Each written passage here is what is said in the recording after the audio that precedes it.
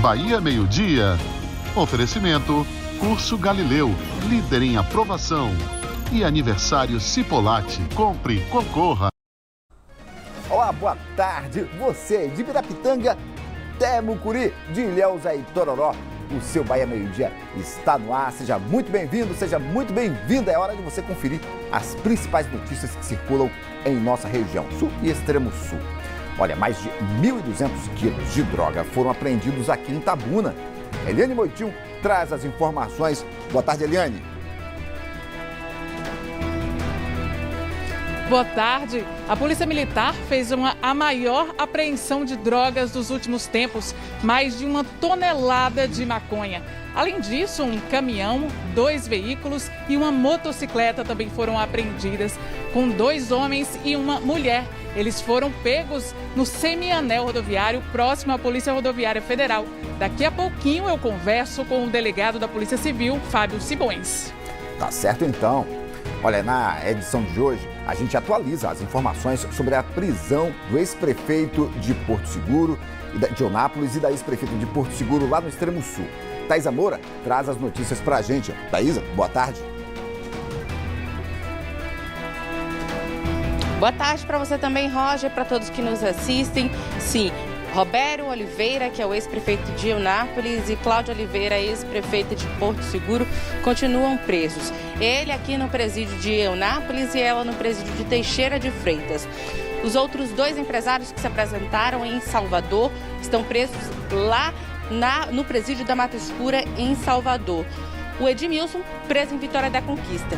E agora há pouco acaba de se apresentar na sede da Polícia Federal em Porto Seguro, Humberto Nascimento, que é o ex-vice-prefeito de Porto Seguro e estava sendo procurado. Já já eu volto com mais detalhes, Roger. Tá bom, então. Parece que assim todos os mandados foram cumpridos, né? Valeu, então. Até daqui a pouco. Foi retomada em Itabuna a vacinação contra a Covid-19 para gestantes e puérperas. Elas estão recebendo a vacina da Pfizer. E a gente vai falar também sobre a vacinação com a Pfizer para esse público em Teixeira de Freitas. A ação é na UFSB e por agendamento. Eu trago todos os detalhes já já. Ainda hoje também nós vamos falar de atendimento psicológico de graça. O Centro Psicopedagógico da Educação Inclusiva aqui em Itabuna atende professores, pais e alunos com necessidades especiais e que estudam em escolas públicas. A ideia é oferecer um suporte emocional durante esta pandemia. Já já a gente traz mais informações sobre esse atendimento que, além de gratuito, é muito importante. Hoje é comemorado o Dia Mundial da Tartaruga Marinha. E no Bahia Meio-Dia de hoje, você também vai ver que cerca de 300 filhotinhos da espécie tartaruga de pente nasceram em praias de Ilhéus. Daqui a pouquinho, a gente traz mais informações sobre esse lindo registro da terra da Gabriela. Essas e outras notícias, a partir de agora, a sua melhor companhia na hora do almoço.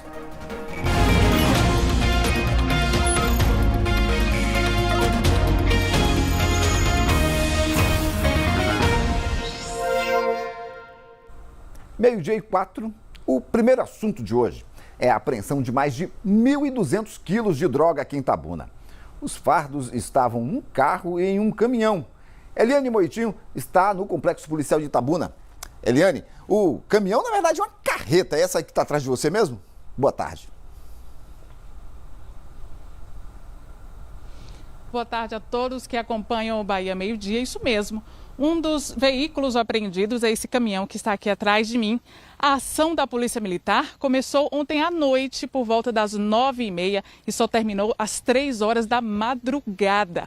Isso mesmo, foram apreendidos, além de mais de 1 tonelada de maconha, um caminhão, 2 veículos e uma motocicleta. Tudo estava em posse de 3 pessoas, 2 homens e uma mulher. Sobre a ação, você acompanha detalhes agora com a entrevista do subtenente Vieira. Acompanhe. A ação começou a partir de uma ligação para o Centro Integrado de Informações da SICOM, que de imediato, após eles filtrarem essa informação, me passou diretamente que uma carreta estava adentrando a um ramal, né, de zona rural, com mais 2 veículos e uma moto acompanhando. E chegando lá, fomos já recebidos a tiros por esses indivíduos que estavam na carreta. E após cessar esse confronto, quando nos aproximamos dos veículos, percebemos que dentro do veículo continham drogas, né, vários tabletes, fardos contendo vários tabletes de drogas que análogo à maconha. Nesse cerco, um dos indivíduos que furou esse cerco, ele acabou saindo na BR-101 e a Polícia Rodoviária Federal conseguiu detê-lo também, né? E a gente conduzindo uma mulher, um homem, né? E mais esse outro homem que foi pego na BR-101.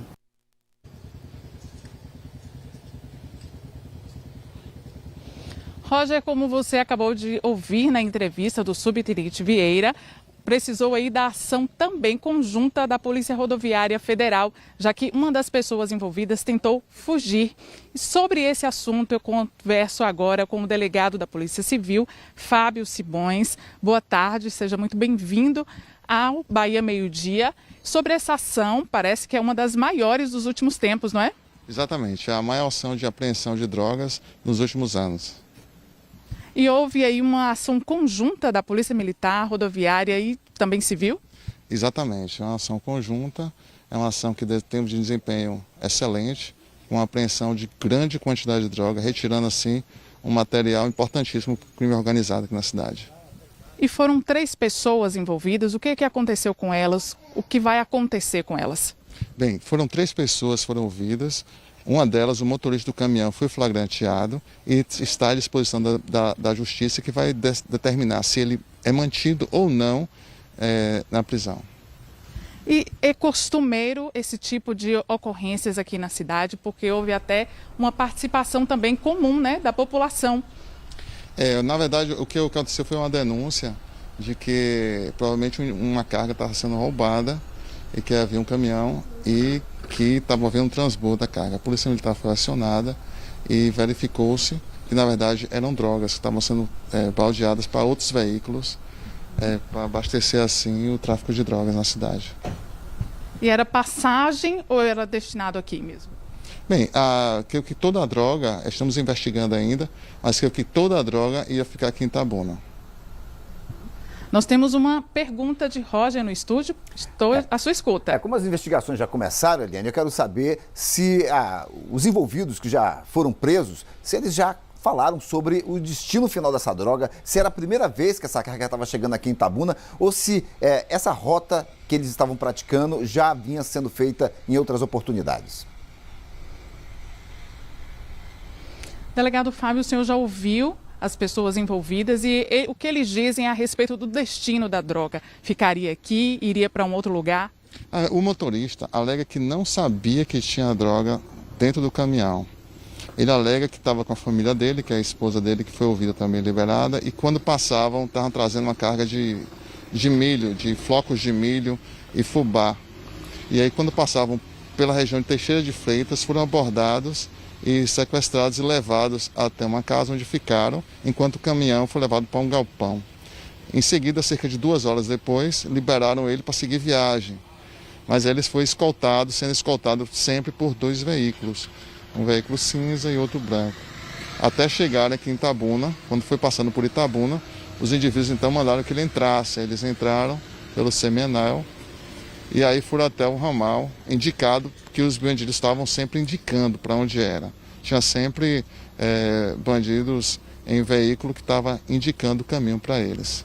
Então eles, na verdade, alegam que não sabiam que era, só viram saber que era a droga que estavam, porque estavam sendo, quando a Polícia Militar chegou e abordou todos, e eles ficaram dentro da cabine, e aí então eles vieram ver que os policiais cercaram tudo, que estavam revirando que encontrou droga. Então a negativa dele de autoria, de que ele tinha ciência que foi colocado droga e que estava sob coação.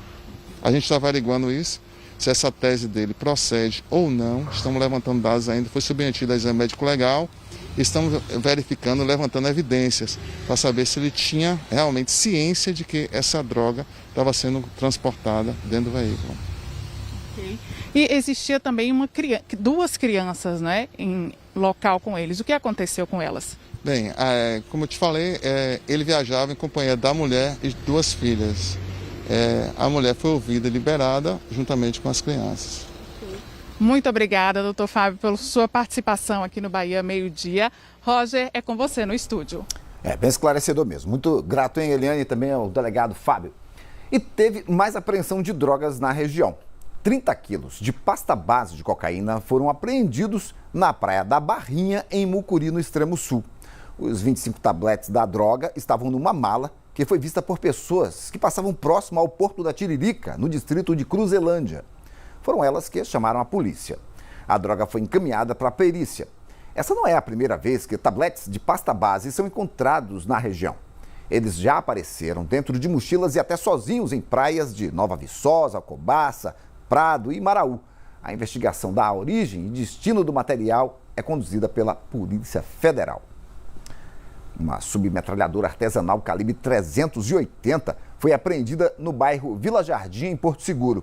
Segundo a Polícia Militar, a arma e 2 carregadores estavam numa mochila que foi abandonada no matagal por um homem que foi visto em atitude suspeita e fugiu quando viu os policiais.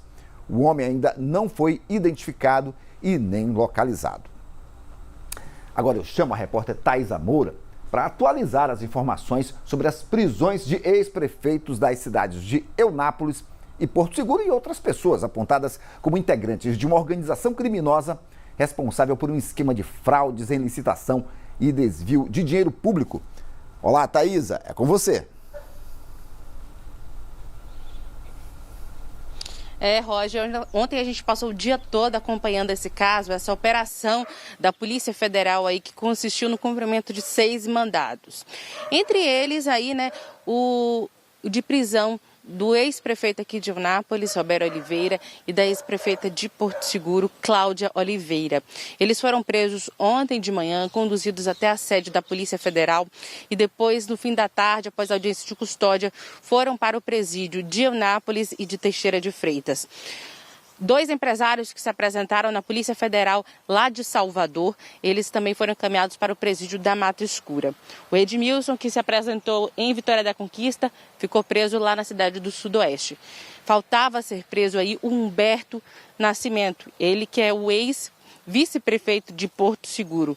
Ele também é acusado de estar envolvido aí nesse esquema que consistia aí na fraude de licitações.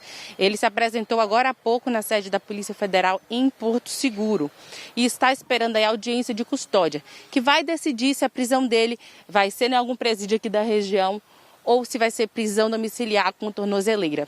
Isso só mais tarde para a gente atualizar, viu, Roger? Mas a notícia quente do momento é que Roberto e Cláudia, eles entraram com um pedido de habeas corpus na Justiça, pedindo aí a liberdade deles. Mas o Tribunal Regional Federal da Primeira Região acaba de negar esse pedido.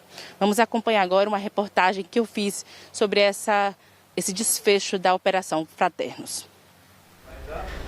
Após a audiência de custódia no início da tarde, a ex-prefeita de Porto Seguro, Cláudia Oliveira, foi levada para o conjunto penal de Teixeira de Freitas. O marido dela, José Roberto Oliveira, foi encaminhado para o presídio da cidade de Eunápolis, de onde foi prefeito. Dos 6 mandados de prisão decretados pela Justiça Federal, apenas um não foi cumprido hoje. Além de Cláudia e Roberto, também estão presos os empresários Ricardo Luiz Bassalo e Marcos da Silva Guerreiro, que se apresentaram à Polícia Federal em Salvador. E também o empresário Edmilson Alves de Matos, que foi preso em Vitória da Conquista. Apenas Humberto Gatas Nascimento, ex-vice-prefeito de Porto Seguro, é considerado foragido.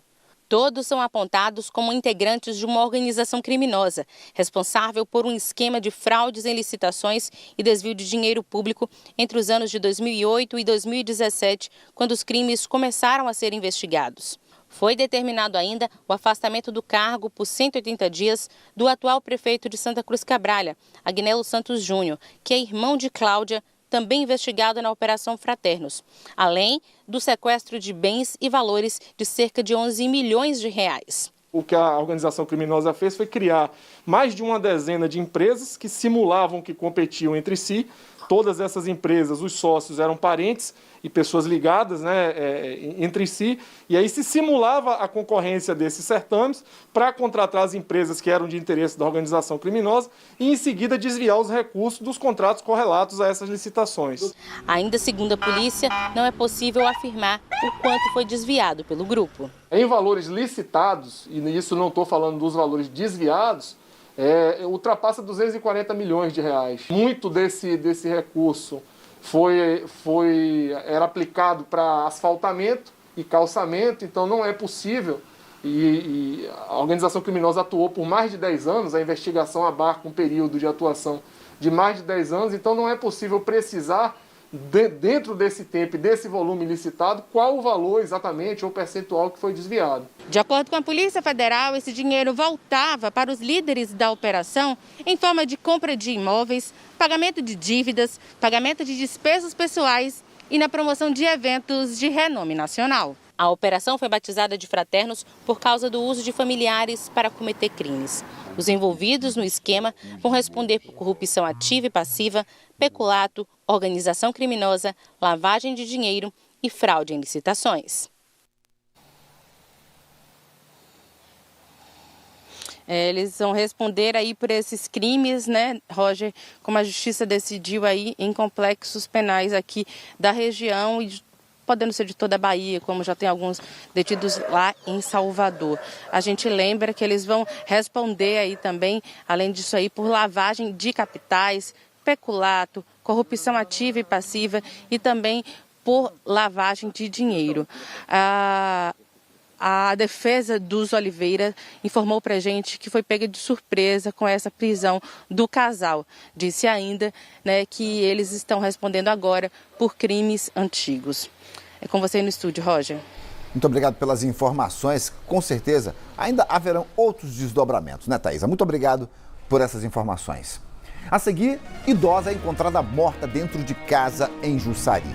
E ainda, fiscalização nas ruas de Eunápolis. O Centro de Controle de Zoonoses está de olho em animais soltos pelas ruas e fazendo apreensões. Agora são 12h17. O BMD volta já já.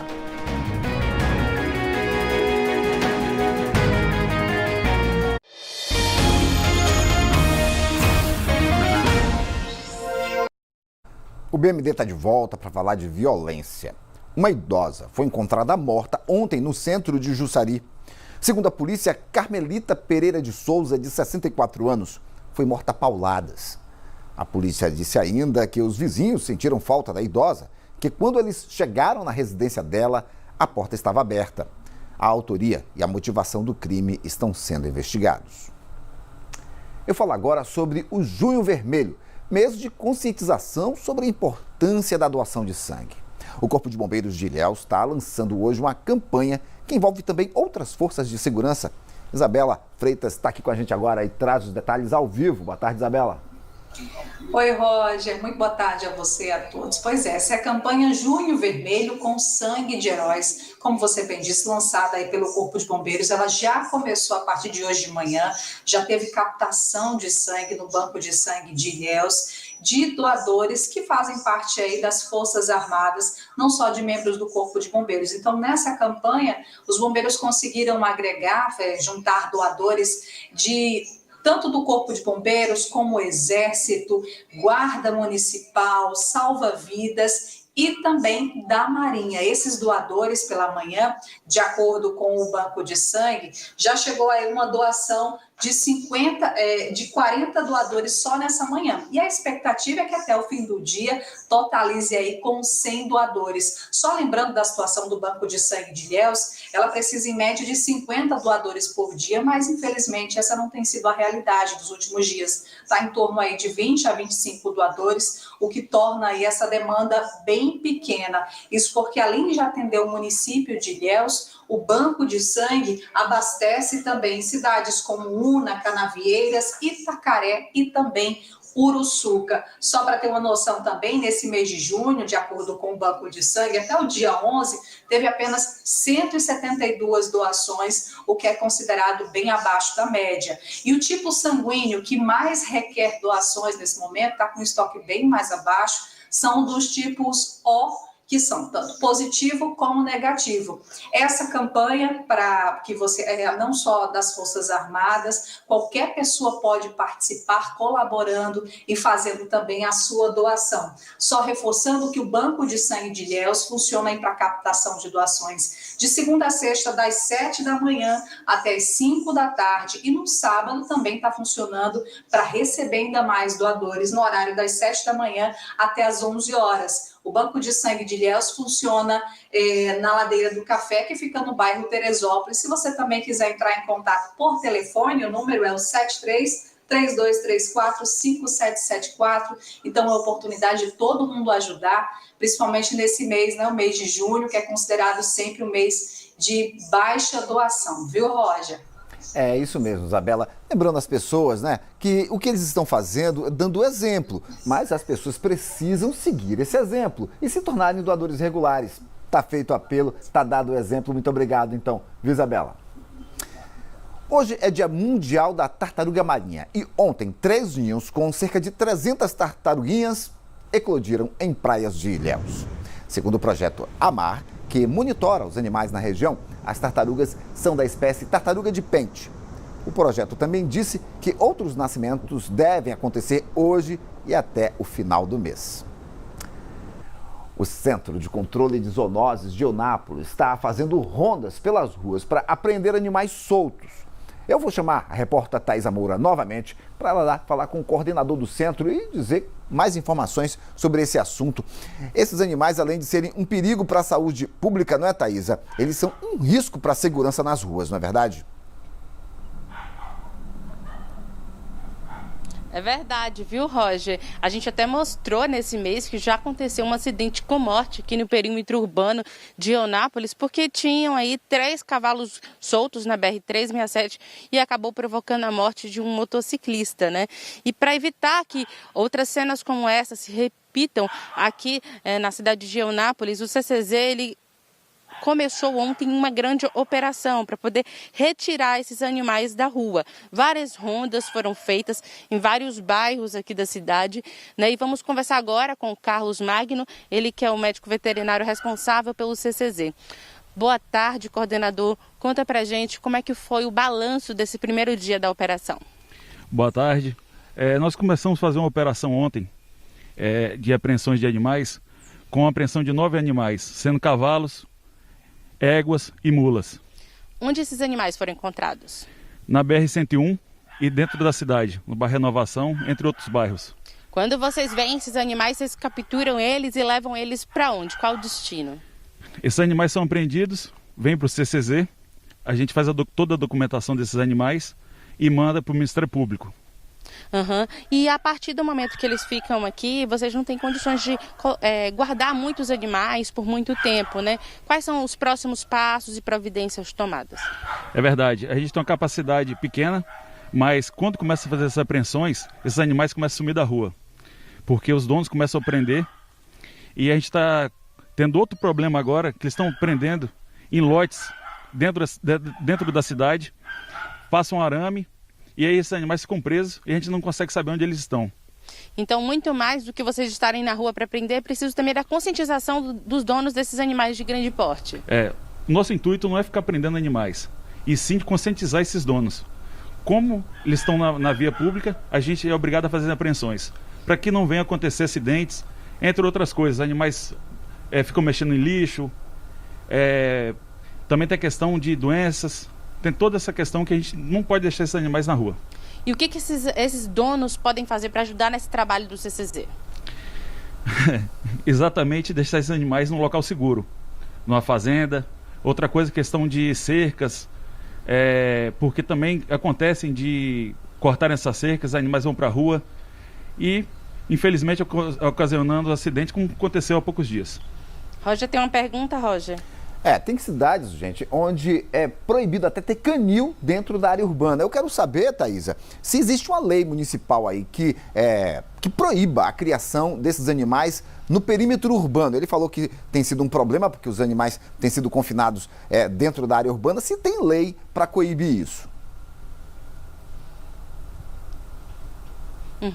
Roger está dizendo que alguns municípios têm leis aí em que proíbem a criação desses animais de grande porte no perímetro urbano. Aqui no município de Eunápolis tem essa lei? Tem sim. A questão desses animais, nem esse e nem outros tipos de animais também não é possível criar dentro da cidade. E, infelizmente, a gente não consegue fazer todas as apreensões, fazer toda essa busca, porque assim, a gente precisa de uma demanda maior, até mesmo porque a gente não consegue saber. A gente precisa de denúncias para que possam ser avaliados e encontrar esses animais. Como a população pode ajudar o CCZ denunciando? Tem um número? Tem sim, é o 9126. Esse é o WhatsApp, então quem tiver alguma denúncia pode fazer por esse número aí, mandar a localização, tirar a foto para facilitar aí o trabalho do pessoal que faz essa captura. Carlos me pediu aqui um espaço também, Roger, para poder fazer um anúncio. É que na sexta-feira vai ter a Feira de Doações de Cães e Gatos, que é uma atividade também realizada aqui pelo CCZ. Quando vai ser isso e quem é que pode adotar? Essa feira será na sexta-feira agora, às 8 horas da manhã, na Praça do Piqui. Essa será uma feira de adoção de cães e gatos. Esses animais já vão castrados, vacinados, vermifugados, já prontinho para ir para casa. Então vamos adotar um bichinho, levar para casa, ter cuidado, ter carinho pelos animais. Que documentos as pessoas devem levar para poder adotar? Documentos pessoais, como CPF, RG e comprovante de residência. Muito obrigada pela sua participação com a gente aqui no Bahia Meio Dia, Dr. Carlos Magno. É com você aí no estúdio, Roger. Valeu, Thaisa. Muito obrigado pelas informações importantes. A gente espera que outros municípios sigam esse exemplo. Você lembra, né, que em 2018 eu passei 6 meses fora do ar por causa de um acidente envolvendo um animal solto na BR-415. E isso é muito perigoso, muitas pessoas acabam perdendo a vida e precisa mesmo responsabilizar quem deixa animais soltos por aí. Muito obrigado, Thaisa. Olha, o BMD vai para um rápido intervalo e na volta a gente traz o cronograma de vacinação contra a Covid-19 para as principais cidades da região. Tem também a vacinação de gestantes e puérperas em Teixeira de Freitas. E você vai ver que o governo do estado está definindo quais serão as 5 cidades baianas que vão receber as 150 mil doses da vacina russa Sputnik mês que vem. O intervalo é bem rapidinho.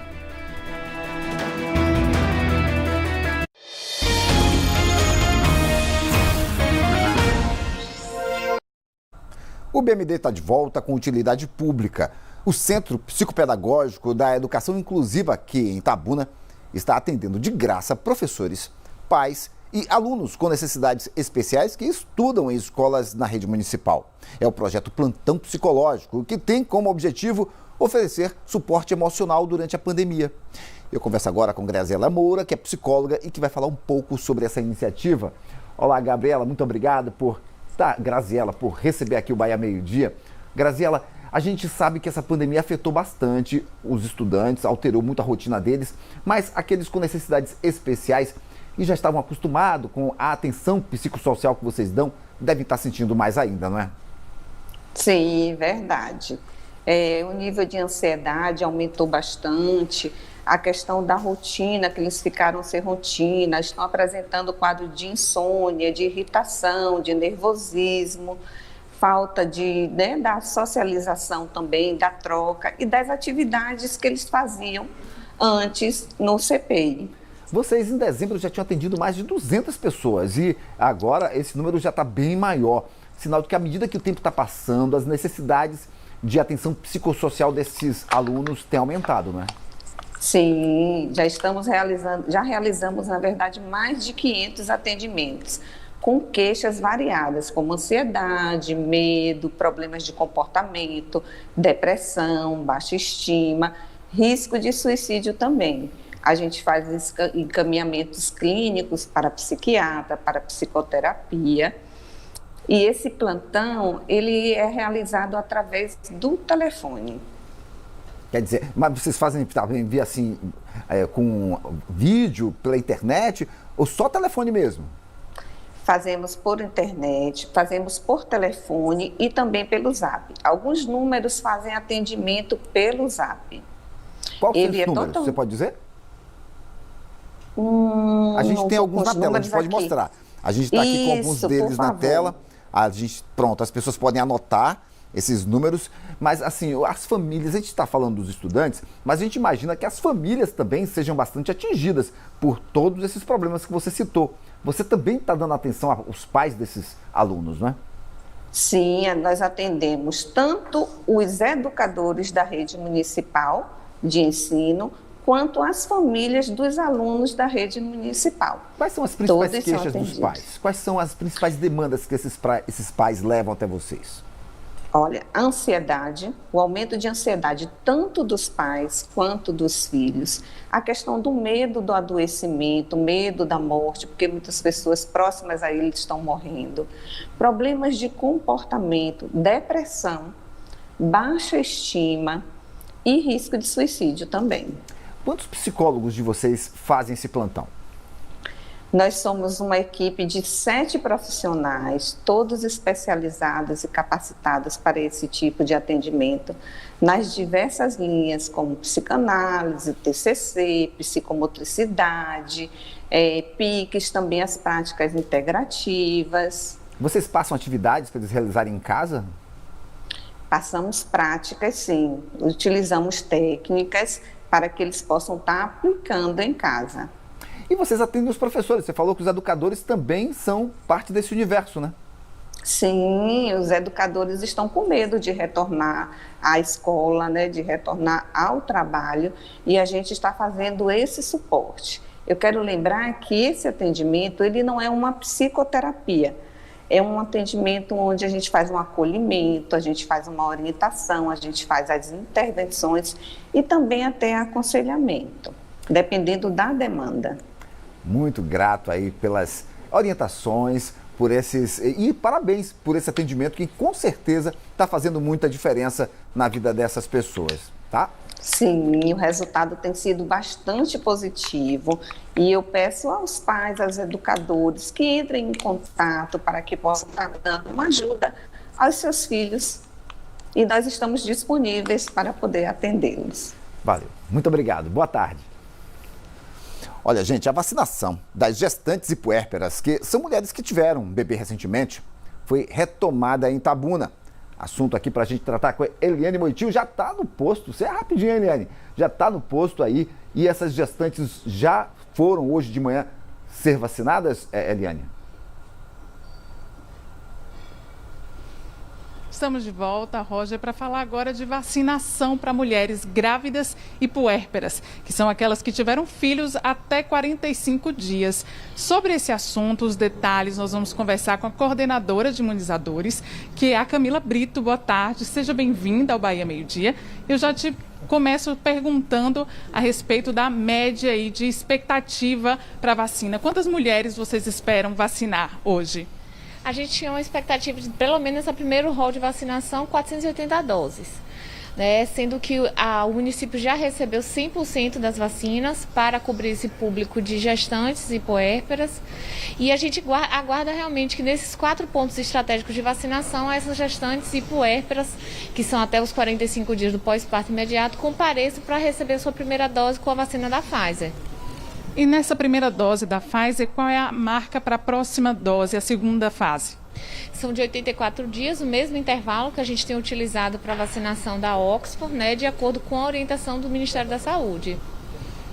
Temos uma dúvida no estúdio, Roger, pode fazer a pergunta. Nós já fizemos essa pergunta antes, mas é sempre bom estar lembrando, Eliane, as mulheres que, por acaso, foram vacinadas antes da proibição do Ministério da Saúde, que tomaram vacina de outro laboratório, elas vão ter reforço com a vacina da Pfizer, não tomaram a segunda dose, vão tomar a primeira e a segunda com a Pfizer ou só a segunda dose com essa vacina da Pfizer? Vou fazer aqui a pergunta para a Camila.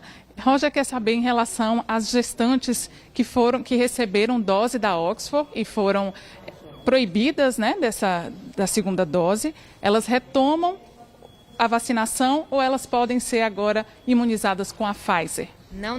As gestantes as quais fizeram uso da primeira dose da Oxford, a orientação é que elas poderão fazer uso da segunda dose após o parto, distando esses 45 dias, ou seja, a partir do 46º dia que elas poderão utilizar a vacina da Oxford após o parto. Camila, existe algum registro de intercorrência com a Pfizer? Alguma mulher já apresentou aí alguma intercorrência por causa dessa vacina? Aqui dentro do nosso município não, porque hoje é o primeiro dia que a gente inicia essa vacinação, mas assim, em outros municípios, o que a gente tem ouvido, o relato, é que existe uma certa resistência por parte dessa gestante em utilizar a vacina da Pfizer. Eu creio que em detrimento do que aconteceu com a Oxford, elas acabam gerando aquele certo medo, receio, mas a gente esclarece que é uma vacina permitida para vacinação, né, que elas têm a credibilidade na ciência, o quanto é importante não somente para ela, mas para a saúde do seu bebê também, tem a questão da transmissão de anticorpos, seja via placentária, seja pela amamentação, é de fundamental importância que essa mulher faça uso.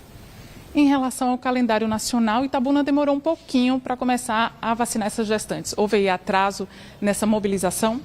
Não houve atraso na mobilização, não. A gente só criou uma estratégia mais específica, mais cômoda, para que a gente pudesse acolher essas gestantes em lugares amplos, ventilados, em que elas tivessem local para se sentar, que o acolhimento fosse com tranquilidade, que a gente garantisse também a utilização das doses, uma vez que a Pfizer existe todo um cuidado no manuseio e no preparo, né, da vacina. Em relação às puérperas, vamos esclarecer aqui que são 45 dias depois de ganhar o neném, né? Até que idade ou até que período elas podem procurar? Até 45 dias. A partir do momento que você ganha, né, ocorre o seu parto, você vai contar 45 dias, que é o período puerpério, que cientificamente todo mundo conhece, que são esses 45 dias. A partir do 46º dia, já existe a orientação por nota técnica, seja dentro do estado da Bahia, seja no Plano Nacional de Imunização, que ela passará a utilizar a vacina da Oxford até os 12 meses, desde que ela esteja amamentando o seu bebê. Fora essa orientação, a mulher vai poder utilizar a vacina se ela pertencer a algum outro grupo prioritário ou que esteja dentro da faixa etária para receber a dose. Dentro desse grupo de gestantes, existiu alguma prioridade? Na verdade, a gestante por si só ela já é prioridade, né? Então, assim, todas elas que compareceram às unidades de vacinação, os pontos de vacinação, na verdade, elas foram acolhidas da melhor forma.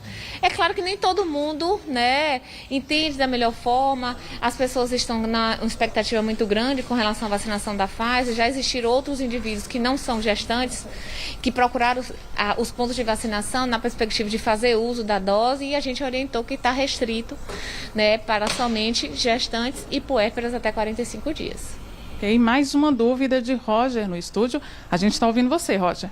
Eliane, eu quero saber se a gestante é de qualquer idade, porque tem aquela gestante que é adolescente, inclusive, tem menos de 18 anos. Existe idade mínima para essa gestante ser vacinada? Camila, existe uma idade mínima para a gestante ser vacinada, porque a gente sabe aí que tem gestantes adolescentes, inclusive. Correto, mas até então, por mais que a Anvisa tenha emitido uma autorização para vacinação em adolescentes a partir de 12 anos de idade, isso não foi incorporado ainda junto ao Plano Nacional de Imunização e a gente permanece com a orientação de que somente vacinação a partir dos 18 anos de idade. Okay. Fala pra gente quais são os locais. Aqui na FTC, na UniFTC, né, na FASA, Faculdade de Santo Agostinho, na USEMI, né, e no Colégio 28 de Julho, na Califórnia. São 4 pontos específicos de vacinação. Muito obrigada, Camila, por sua participação. Lembrando que a vacinação acontece até às 14 horas. Roger, é com você. Muito obrigado, Eliane. Em Teixeira de Freitas, teve aplicação hoje da primeira dose para lactantes com 18 anos ou mais, entre o 46º dia depois do parto e o 12º mês de amamentação. Também puderam se vacinar pessoas a partir de 45 anos.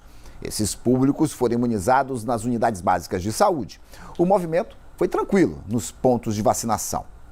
Hoje à tarde vai ter a aplicação da primeira dose da Pfizer para gestantes e puérperas que fizeram agendamento. A vacinação será na UFSB de 1 às 4 da tarde. Hora de conferir o cronograma de vacinação para hoje à tarde nas principais cidades da região. Em Itabuna, a vacinação com a primeira dose hoje é para pessoas de 50 a 57 anos, nascidas entre janeiro e dezembro. Pessoas com comorbidades a partir de 18 anos e lactantes com mais de 18 anos que estejam no 46º dia após o parto e até o 12º mês de amamentação. Essas pessoas devem procurar as unidades básicas de saúde de 1 às 4 da tarde. Em Ilhéus estão sendo vacinados com a primeira dose os profissionais de educação do ensino superior público e privado a partir de 30 anos. Esses profissionais devem ser vacinados no campus da UESC, na Faculdade de Ilhéus e na Faculdade Madre Thaís até às 2 da tarde. Em Eunápolis podem se vacinar hoje com a primeira dose as pessoas com comorbidades a partir de 18 anos na sede do Rotary Club. Os rodoviários e caminhoneiros a partir dos 40 anos na Unidade Básica de Saúde Oswaldo de Melo. Trabalhadores da educação a partir de 18 anos na Loja Maçônica Obreiros de Eunápolis, lactantes a partir de 25 anos na Unidade Básica de Saúde Oswaldo de Melo e pessoas a partir de 57 anos na Loja Maçônica 5 de Novembro. Com a primeira e segunda dose, podem se vacinar os profissionais de saúde a partir de 18 anos na Loja Maçônica 5 de Novembro. Pessoas que estão no prazo para tomar a segunda dose podem procurar a Unidade Básica de Saúde Vanderlei Nascimento e a sede do Rotary Club. Para todos esses públicos, o horário de vacinação é das 2 às 4 da tarde. Em Porto Seguro, as pessoas com mais de 50 anos podem tomar a primeira dose num drive-thru na Passarela do Descobrimento até às 2 da tarde. As pessoas com comorbidades a partir de 18 anos estão sendo vacinadas na Secretaria de Saúde também até às 2 da tarde. E hoje vai ter vacinação noturna na Passarela do Descobrimento e na Praça do Trabalhador, no Baianão, para pessoas com 50 anos ou mais, de 5 da tarde às 9 da noite. Ainda falando sobre a vacinação, o governador Rui Costa volta a se reunir hoje para definir quais serão as 5 cidades baianas que vão aplicar as 150 mil doses da vacina russa Sputnik V, que devem chegar em julho aqui no estado. Nessas cidades vão ser aplicadas as doses para toda a população dos 18 aos 60 anos. A reunião aconteceu com o Fundo Russo, com a presença dos governadores do Nordeste. O objetivo foi ajustar e alinhar todos os detalhes para superar os 28 obstáculos colocados pela Anvisa.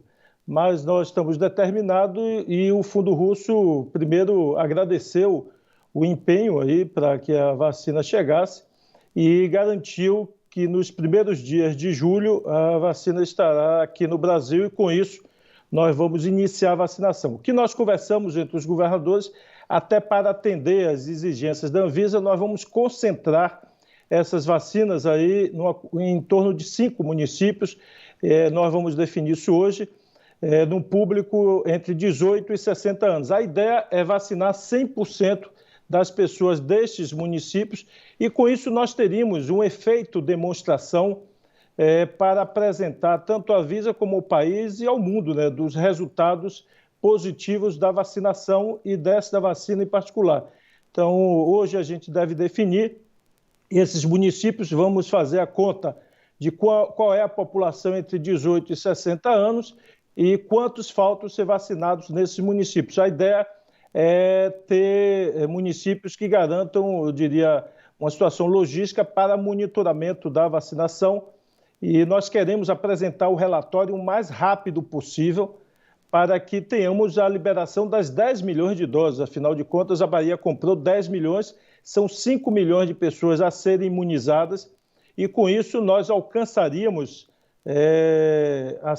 30 dias depois da aplicação da primeira dose, a imunização de quase 80% da população baiana, já que cerca de um pouco mais de 3 milhões já foram vacinados. Então, nós chegaríamos aí em setembro a 10 milhões de pessoas, 9, 10 milhões, e alcançando todo o público que pode ser vacinado. Ontem eu apresentei num programa que a gente faz terça-noite, Papo Correria, que, infelizmente, o perfil de mortos mudou completamente. Se até janeiro a maioria das pessoas que morriam tinham acima de 60 anos, de janeiro para cá houve uma inversão desse gráfico. A maioria das pessoas que estão indo a óbito tem entre 30 e 59 anos. Então, é importante que as pessoas continuem usando máscara e estamos ansiosos. Eu estou muito ansioso para receber as 10 milhões de doses, superada essa primeira etapa, que são as 300 mil doses, para a gente poder imunizar nosso povo, voltar a gerar emprego, renda e a vida se aproximar do que era o normal antes. E o governador também falou hoje sobre a proibição do transporte e outras medidas que serão adotadas no período de São João para evitar o avanço da pandemia. Nós conhecemos a força cultural, a tradição da cultura baiana, das festas juninas, e temos na nossa memória, em imagens, com certeza, da TV Bahia, como ficam as rodoviárias, como ficam os ônibus, como ficam as cidades do interior, quando você tem o transporte liberado, ou seja, é uma multidão nas rodoviárias, uma multidão chegando em pequenas cidades, cidades que com muito esforço conseguiram ali reduzir a 1, 2, 5, 10 casos. A maioria das cidades pequenas da Bahia estão apenas com 5, 6, 10 casos, algumas sem nenhum caso hoje. E se houver essa multidão circulando, nós vamos provocar uma avalanche de casos 2 semanas depois. Então, nós suspendemos o transporte, mas não vamos fazer nenhum tipo de barreira nas estradas, exceto a fiscalização normal de trânsito, de cumprimento da legislação, mas não vai ter nenhuma barreira de bloqueio em relação ao Covid. O que nós pedimos é consciência das pessoas e das famílias para que não aglomerem, independente do município que as pessoas estejam. Tenho recebido até sugestão, governador, faça um decreto proibindo a queima de fogueira e tal. Eu disse, olha, primeiro que não adianta fazer decreto que seja inócuo, impossível de fiscalizar. Então, o estado da Bahia é do tamanho da França, um território enorme, nós não temos capacidade de fiscalizar todas as zonas rurais do estado para proibir que as fogueiras sejam acesas. E eu tenho uma concepção seguinte, você está na porta de sua casa somente com sua esposa, seus filhos, você acende ali uma fogueirinha para assar um milho, isso não vai gerar contaminação. Agora, se você vai reunir 2, 3, 10 famílias, um grupo de amigos, num sítio, na fazenda, aí sim você está correndo risco. Eu ouço centenas de depoimentos de pessoas, infelizmente, governador, era só um casamento, era só uma festa de aniversário, só tinha 50 pessoas lá e no final todo mundo ficou contaminado. Porque é assim, infelizmente, que o vírus atua e nós pedimos a sua colaboração, mesmo que você vá acender sua fogueirinha, assar seu milho, mas evite aglomerar, evite juntar muitas pessoas em um espaço só, porque senão você está facilitando a transmissão do vírus e podemos viver aquele período trágico do mês de março de novo no mês de julho. Nós estamos muito preocupados, só lembrando, Taíque, que nós não temos a quantidade de leitos disponíveis que tínhamos em fevereiro, né? Para nós suportarmos aquele número grande de março, nós tínhamos 40% dos leitos vazios em fevereiro, então nós tínhamos espaço nos hospitais. Agora não, nós estamos com cerca de 83%, 84%, 85% e a margem de leitos vazios é muito pequena para enfrentar uma nova onda. Portanto, fica aqui o nosso apelo à sua consciência para que você mantenha a tradição dentro do seu núcleo familiar apenas, mas não gere aglomeração e não participe de festas. Essa foi a entrevista que o governador Rui Costa concedeu hoje de manhã ao Jornal da Manhã sobre a previsão de proibição do transporte intermunicipal também. A previsão é que isso aconteça a partir das 0 hora do dia 20 de junho até as 5 da manhã do dia 28 de junho. Muito importante, a gente ainda tem muito viva na nossa memória as consequências do São João do ano passado, né? Ainda sobre medidas restritivas no período junino, 4 prefeituras da região proibiram venda de fogos de artifício. São elas Almadina, Coaraci, Gongogi e Itapitanga. As cidades de Almadina, Coaraci e Itapitanga estão seguindo uma recomendação do Ministério Público. Além da venda de fogos, as fogueiras juninas também não podem ser acesas. A recomendação do Ministério Público diz ainda que os municípios devem adotar ações para conscientizar a população em relação às medidas de segurança contra a Covid-19 e suspender a concessão de alvará para barracas de vendas de fogos, bem como a comercialização dos produtos. Em Gongogi, as mesmas medidas foram adotadas. O município informou que levou em consideração o aumento de casos da Covid-19 na cidade nos últimos dias e que isso deve ajudar a reduzir as aglomerações durante este período. Uma mulher de 42 anos foi atropelada por uma moto esta manhã aqui em Itabuna. Foi na Avenida José Soares Pinheiro. Segundo a Secretaria de Transporte e Trânsito da cidade, o condutor disse que a mulher atravessou a avenida fora da faixa de pedestres de cabeça baixa e que, por isso, ele não conseguiu evitar a colisão. A motociclista disse que o motociclista e a mulher, melhor dizendo, foram levados para o hospital de base aqui em Itabuna. ainda não há informações sobre o estado de saúde deles.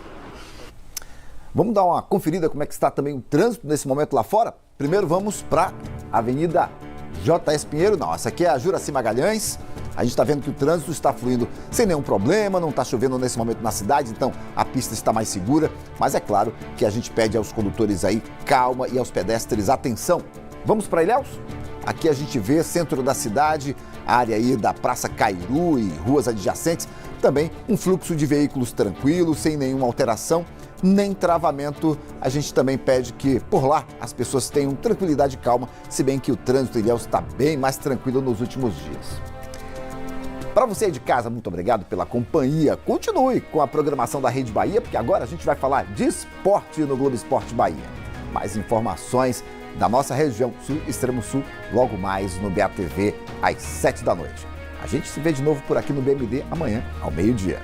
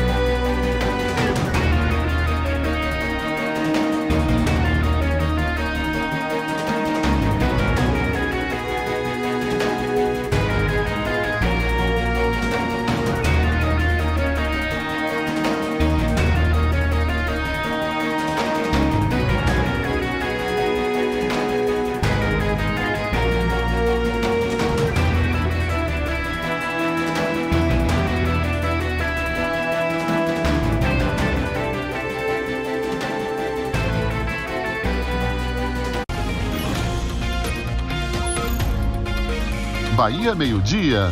Oferecimento, Curso Galileu, líder em aprovação. E aniversário Cipolate. Compre, concorra.